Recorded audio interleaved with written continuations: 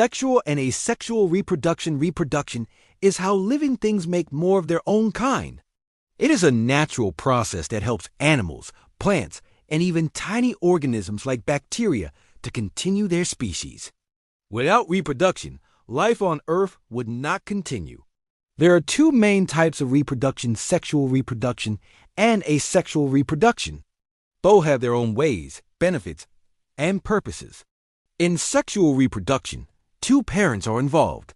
One parent is male, and the other is female. They produce special cells called sex cells. The male produces a sperm cell, and the female produces an egg cell. When these two cells come together, they form a new organism. This process is called fertilization. The new organism has traits from both parents. This is why children often look like a mix of their mother and father. Sexual reproduction is common in humans, animals, birds, reptiles, and many plants. It takes more time and energy because two parents must come together. But the biggest benefit of this type of reproduction is diversity. Every new baby, animal, or plant born through sexual reproduction is slightly different. These differences help living things survive in different environments. For example, if there is a disease, some individuals might survive because of their special traits. On the other hand, asexual reproduction only needs one parent.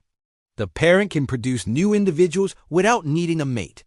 The new organism is exactly the same as the parent. It has the same genes and the same features. There is no mixing of traits.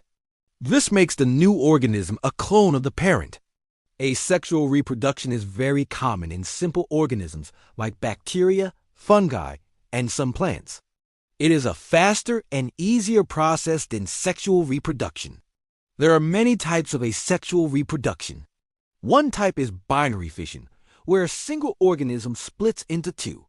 This happens in bacteria. Another type is budding, where a small part of the parent grows into a new organism. This is seen in hydra and yeast. A third type is spore formation, which is common in fungi like bread mold.